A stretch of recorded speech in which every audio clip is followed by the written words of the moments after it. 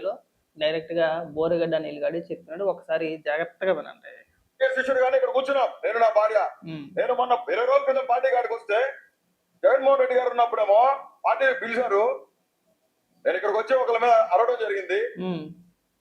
ఎందుకంటే నేను తప్పు చేయాల, నేను ఏ పొద్దు పైరువీలు చేసుకోవాలా. జగన్మోహన్ రెడ్డి కోసమే రాజకీయాల్లో ఉంటా, ఏడైనా చచ్చిపోతా. జగన్ అన్నే నాకు గురువు, రాజకీయ దేవుడు నాకు గురువే జగన్నే. సజ్జలు ఏమంటాడు, జగన్మోహన్ రెడ్డి గారు ఉన్నప్పుడేమో నువ్వు నా బిడ్డ లాంటివి, నువ్వు పార్టీకి చాలా పెద్ద సెట్టు, నీకు ఎందుకమ్మా అని చెప్పి వాటర్ బాటిల్ ముద్దేసి ఇచ్చి కాఫీ చేతిలోకి ఇచ్చినాడు. ఉన్నారా? జగన్మోహన్ రెడ్డి బోరుగడ్డ అనిల్ని పార్టీ ఆఫీస్కి పిలిపించుకున్నాడు. ఆ పిలిచినప్పుడు పక్కన సజ్జల రామకృష్ణారెడ్డి కూడా ఉన్నాడు. సజ్జల రామకృష్ణారెడ్డి బోరుగడ్డ అనిల్తో అన్న మాటలు అంటే, నువ్వు పార్టీకి పెద్ద అసెట్ అమ్మా, ఇదిగో వాటర్ తాగని చెప్పేసి వాటర్ బాటిల్ మూత తీసి ఇచ్చి చేతిలో కాఫీ కప్పు పెట్టాడు. వినండి.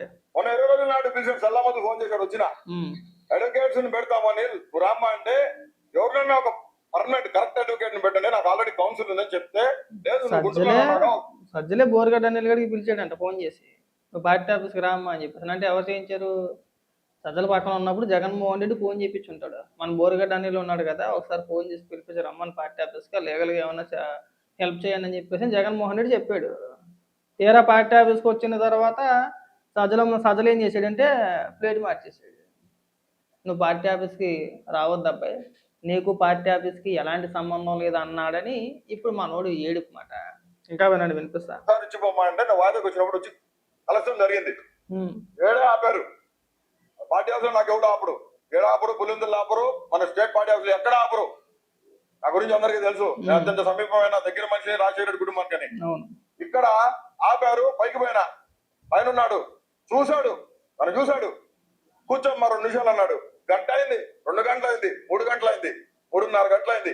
3:30 గంటలకు బయటకు వచ్చింది ఆయన రూమ్ లోంచి. ఆయన పక్కనే వాష్రూమ్ ఉంటది, వాష్రూమ్ లోకి పోయి వస్తా అంటే కనపడదాము, చాలా లేట్ అయింది, అన్నం కూడా తినలేను నా పొద్దుకి. అన్నం తినడానికి కింద పోతే అన్నం అయిపోయింది. నేను అడిగిన, పార్టీ కార్యకర్తలు వచ్చిన వాళ్ళకి భోజనాలు పెట్టారు కదా, చేయరా మరి భోజనం పెట్టాలని అడిగినా, నా బాధ్యతగా అడిగిన. ఆ పార్టీ ఆఫీస్ అంటే నా ఇల్లు ఇది, నా ఇల్లే అది. నేను అడిగితే లేదన్నారు. సరే పోయి కూర్చొని ఆయన వచ్చాడు, అన్నా అని విషయార్థమని పోయినా.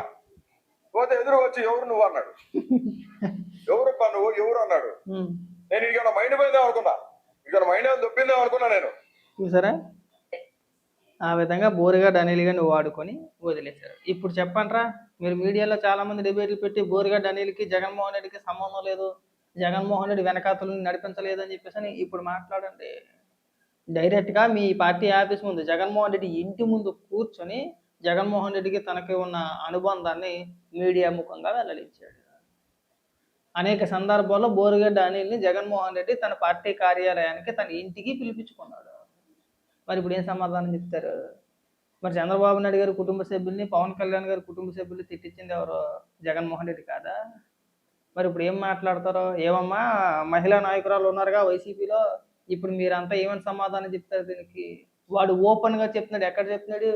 జగన్మోహన్ రెడ్డి ఇంటి ముందు కూర్చొని, నాకు జగన్మోహన్ రెడ్డికి దగ్గర సంబంధం ఉంది, జగన్మోహన్ రెడ్డి నన్ను ప్రోత్సహించాడు, జగన్మోహన్ రెడ్డి అనేక సందర్భాల్లో నాకు ఫోన్ చేసి మాట్లాడాడు, నన్ను ఇంటికి రమ్మని పిలిచాడు, నేను ఇంటికి వచ్చిన తర్వాత సజ్జల రామకృష్ణారెడ్డి కూడా పక్కన ఉన్నాడు, నాకు వాటర్ బాటిల్ మూత తీసి ఇచ్చాడు, చేతిలో కాఫీ కప్పు పెట్టాడు, ఇద్దరం బాగా మాట్లాడకుండా, కానీ సజ్జల కుట్ర పని నన్ను పార్టీలోంచి గంటేసే ప్రయత్నం చేస్తున్నాడని చెప్పేసి మాట్లాడాడు.